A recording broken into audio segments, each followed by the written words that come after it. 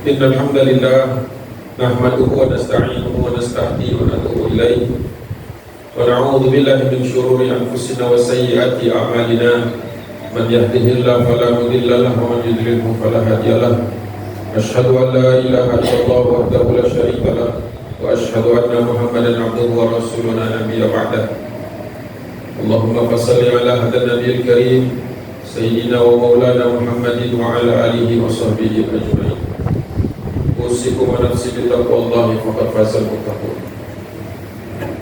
قال الله تعالى في كتابه الكريم أعوذ بالله من الشيطان الرجيم بسم الله الرحمن الرحيم يا أيها الذين آمنوا اتقوا الله حق تقاته ولا تموتن إلا وأنتم مسلمون وقال أيضا والذين يقولون ربنا هب لنا من أزواجنا وذريتنا قرة أعين واجعلنا للمتقين إماما وقال النبي صلى الله عليه وسلم ليس منا من لم يرحم صغيرنا ويعرف حق كبيرنا صدق الله العظيم وصدق رسوله.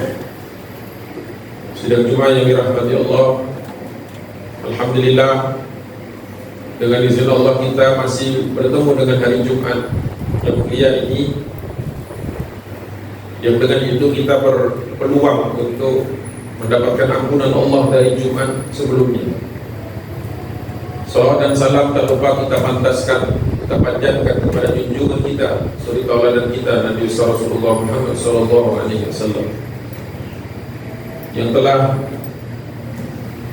menjadi teladan bagi kita dalam segenap aspek, khususnya agar kita dapat menjadi hamba Allah yang bertakwa. Dan takwa ini dikaitkan dengan berbagai aspek dari kehidupan kita, khususnya ibadah-ibadah kita. Sekarang kita sudah masuk di bulan Rajab, biasanya dikaitkan dengan persiapan Ramadan. Kemudian takwa juga dikaitkan nanti juga dengan sholat tahajud, sholat yang wajib, berbagai macam sholat. Kemudian nanti juga akan dikait-kaitkan dengan infak dan sedekah. Dari yang wajib berupa zakat hingga yang tatawwu berupa sedekah. Juga bagaimana kita bertetangga dikaitkan juga dengan takwa. Rasulullah sampai mengatakan, Rasulullah bersabda, man kana yu'minu billahi wal yawmil akhir falyukrim jarahu. Hendaklah dia, barang siapa yang beriman kepada Allah dan hari akhir, hendaklah dia memuliakan tetangganya.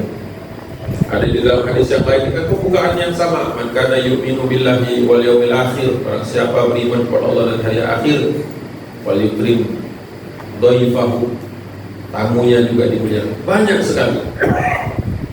Jadi takwa ini meliputi seluruh aspek kehidupan kita, di mana kita merasa diawasi Allah dan kita beramal saleh hanya semata-mata karena Allah.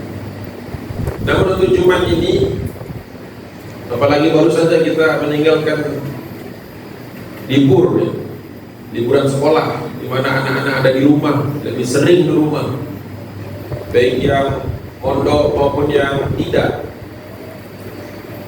Rumah dan kesempatan kita bersama anak-anak itu lebih banyak. Maka kalau kita melihat kepada surah Al-Furqan ayat 74 tadi, walladzina yaqulun, yaitu orang-orang beriman yang senang berdoa, berkata, Rabbana, wahai Tuhan kami, wahai Allah, hablana, anugerahkan kepada kami, min azwajina, di antara istri-istri kami, wa dzurriyyatina, dan keturunan kami, qurrata a'yun, yaitu istri dan anak, khususnya anak yang menyejukkan hati kami, yang membuat tenang hati melihatnya. Wa ja'alna, dan jadikanlah kami lil muttaqina imama, pemimpin bagi orang-orang yang bertakwa.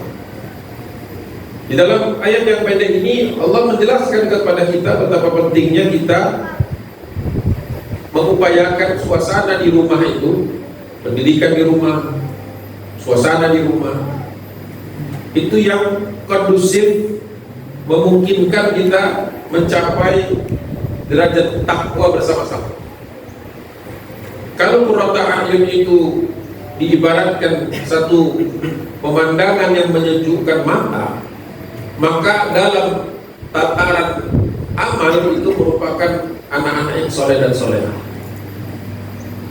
Karena bukan tentu Allah tidak hanya memandangi sosok atau bentuk fisiknya saja. Kalau hanya semata-mata cantik, cakep, itu di sisi Allah tentu saja belum tentu baik.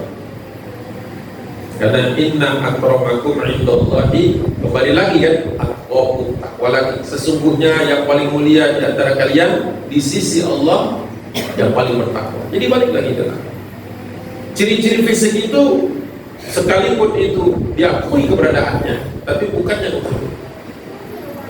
Orang masuk surga bukan karena dia cakep, tapi cakep amalnya, konsisten ibadahnya, jujur, ikhlas, dan seterusnya. Nah, bagaimana dengan anak? Rasulullah bersabda, laisa minna man lam yarhamna, lam yarham shaghirana.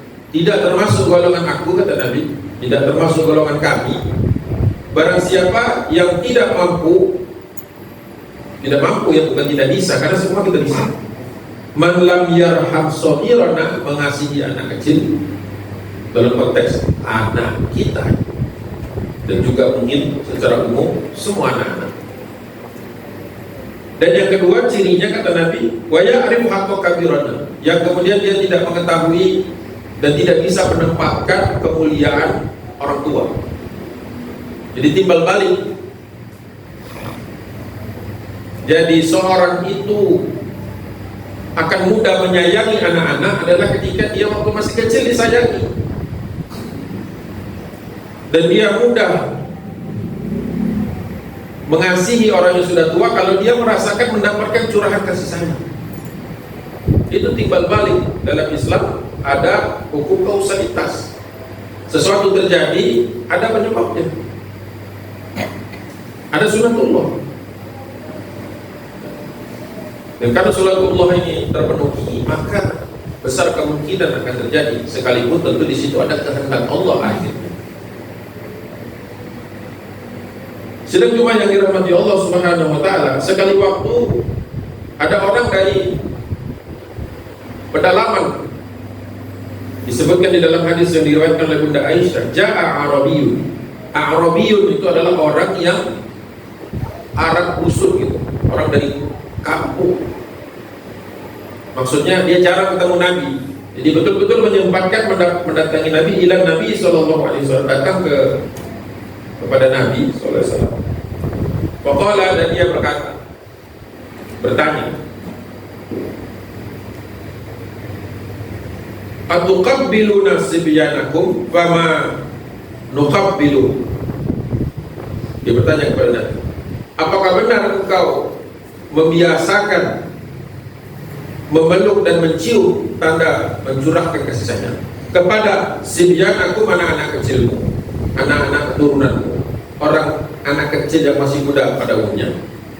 Sedangkan kami fama nuqabbiluhu, padahal kami gak punya kebiasaan, tidak pernah kami menggendong, mencium, mengasihi anak-anak. Jadi orang Arab ini datang ke Madinah dari jauh, sekedar hanya untuk mengkonfirmasi apa benar Rasulullah itu menyayangi anak-anak, karena di Arab zaman jahiliyah itu nggak biasa. Kita sering mendengar kisah orang Arab itu mengubur hidup-hidup anak, terutama yang perempuan, karena zaman itu anak perempuan dianggap gak ada guna. Anak-anak laki-laki juga kalau lemah ditinggalkan saja di gurun pasir, dia mati, gak dikasih bekal. Tidak ada attachment, tidak ada rasa kasih sayang, hilang, karena hidupnya jauh dari petunjuk Allah Subhanahu wa ta'ala, jauh dari ajaran para nabi yang dikenal pada waktu itu. Maka Rasulullah ketika dihadapkan kepada pertanyaan ini terperanjat Nabi, melihat kepada dia, Waqala Nabi sallallahu alaihi wasallam, "Au amliku laka an naza'allahu min qalbika rahmah." Saking takut, saking kagetnya Nabi, sambil menjawabnya dengan pertanyaan pula. Ditanya tapi jawabannya dengan pertanyaan juga. Yaitu kata Nabi, "Au amliku laka, apakah engkau mau menimpa dirimu an naza'allah, Allah cabut atau angkat min qalbika, dari hatimu, ar-rahmah, rasa sayang." Jadi pertanyaan dibalas pertanyaan. Apakah engkau biasa mencium anak, menyayangi anak? Kata Nabi, masa enggak, gitu bahasa kita. Kalau bahasa kita, masa dia enggak? Masa tega gitu engkau kehilangan rasa kasih sayang dari dirimu, dicabut Allah? Akhirnya jawaban itu dipahami oleh orang Arab dusun, tapi mengerti bahasa Arab, karena memang dulu di Jazirah Arab itu kan Rasulullah sendiri mengalami ketika masih kecil dikirim ke kampung Banu Sa'ad, disusui oleh Bunda Halimah As-Sa'diyah dari suku Sa'ad. Karena orang kalau di kampung belajar bahasanya yang asli, kalau di kota itu sudah bahasa campur-campur. Karena banyak pedagang, banyak orang asing, gak semuanya mahir bahasa Arab. Jadi ketika ada orang Arab dusun datang, Rasulullah menjawab dengan bahasa Arab yang tinggi, dan orang itu mengerti. Kalau kita diomongin begitu, hah? Maksudnya apa? Kebanyakan kita ini sekarang lemah akal. Jadi kalau dikasih tahu sekali itu, jawabannya, responnya, hah? Perhatikan, makin sering megang HP main gitu, makin lemah akalnya. Sehingga untuk sesuatu bisa ngerti itu diulang-ulang. Coba, yang punya anak tapi lebih sering main HP, kalau disuruh apa-apa tuh pasti 2 kali 3 kali nyuruhnya. Konsentrasinya berkurang karena biasa menatap layar terus berjam-jam, tidak ada interaksi kan.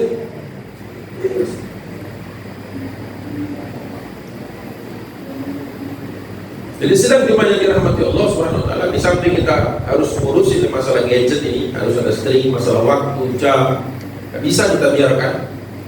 Harus ada kesempatan ayah itu, terutama ayah, karena bapak-bapak semua sebagian besar, harus punya tanggung jawab memberi kesempatan anak itu main, bukan main gadget, main. Dan kalau tidak ada teman, maka jadi teman orang tua itu. Pekerjaan kita itu bukan sekedar cari nafkah.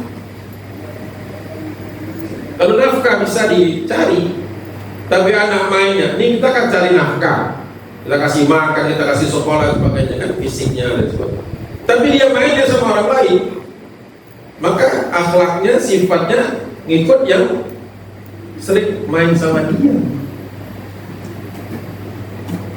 Makanya di istilahnya anak-anak itu sekarang fatherless children.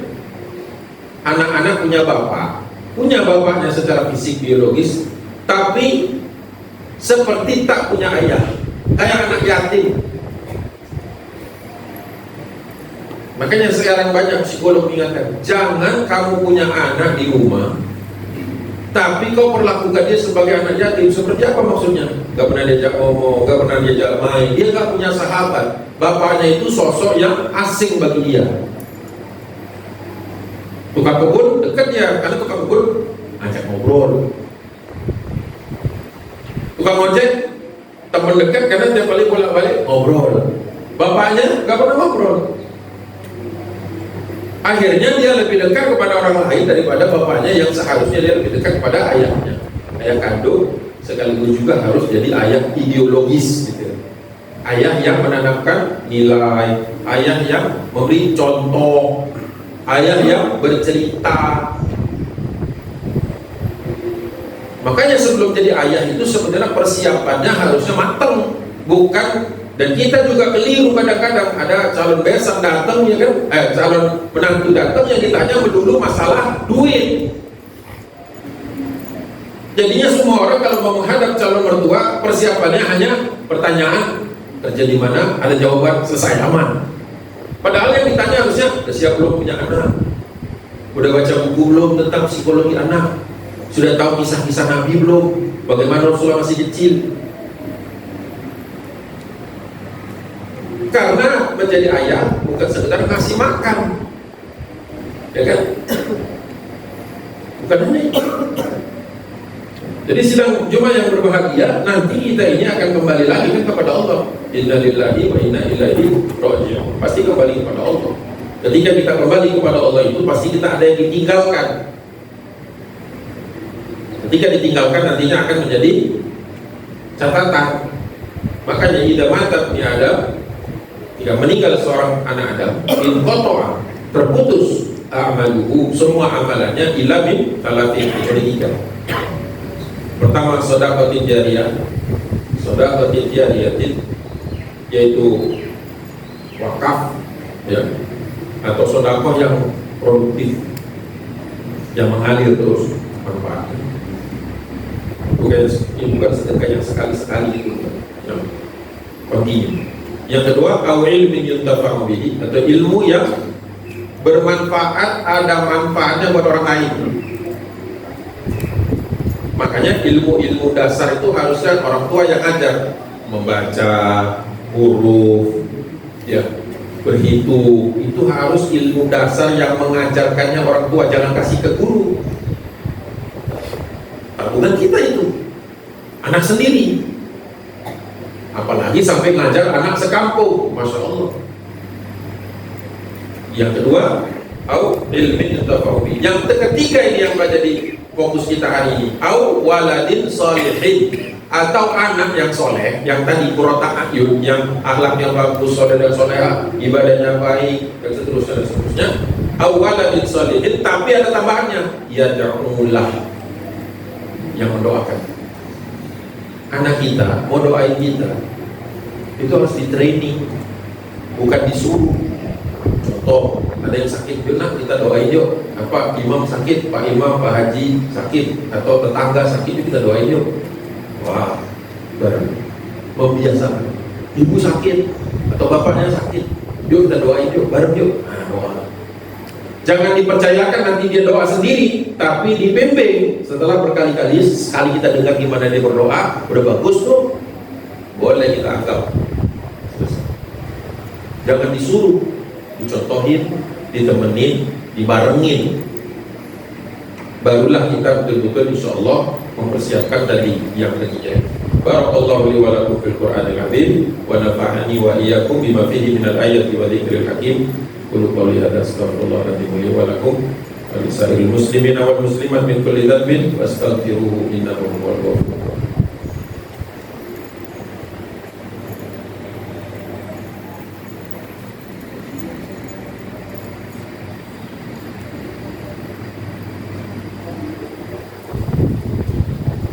Alhamdulillah, wassalatu wassalamu ala rasulillah wa ala alihi wa sahbihi wa mawalah.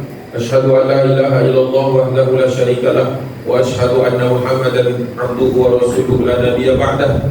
Allahumma shalli ala sayyidina wa habibina wa syafi'ina wa maulana Muhammadin wa ala alihi wa sahbihi ajma'in. Usikum wa nafsi bi taqwallah faqad faza. Sidang Jumat yang dirahmati Allah, di bagian yang kedua ini kita sering mungkin mendengar bahwa ada hadis Nabi, man lam yarhab la yurhab. Nah, dengar itu pasti. Apalagi kalau anak-anak kita ikut TPA, pengajian Raudatul Atfal atau TK Islam atau apalah, pasti pulang-pulang bawa, tiba-tiba bawa itu hadis. Atau hadis yang paling populer di kalangan anak-anak, la tahtul wala al-jannah.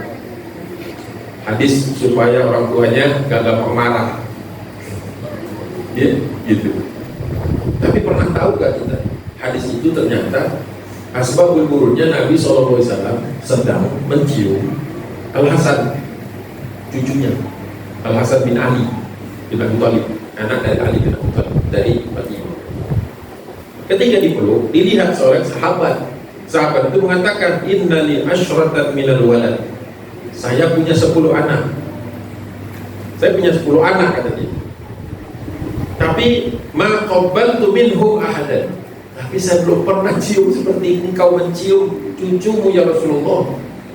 Maka Rasulullah baru mengatakan, man la yarhab la yurham. Jadi ada sebabnya hadis itu. ucapan sabda Rasulullah itu muncul karena apa? Rasulullah lagi menggendong Hasan, menciumnya, ya mainlah kayaknya sama anak.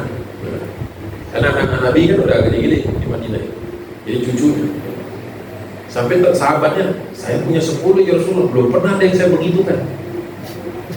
Kata Nabi, barang siapa man la yarham la yurham, barang siapa yang tidak biasa mencurahkan kasih sayang, tidak dapat kasih sayang Allah.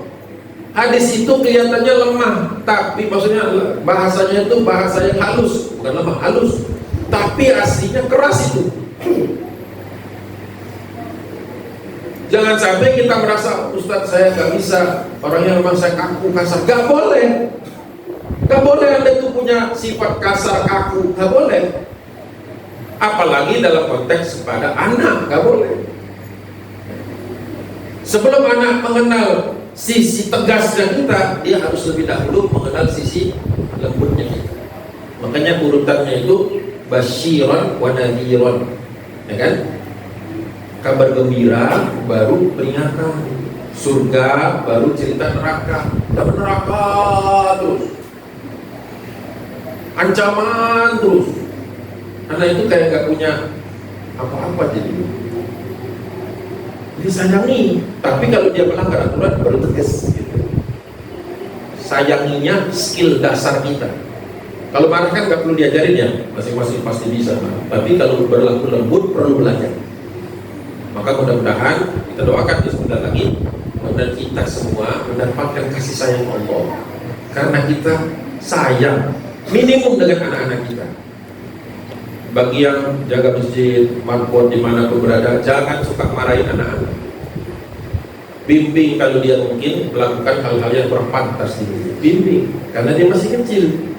Bimbing, karena itu juga termasuk anak-anak yang harus diayomi semua.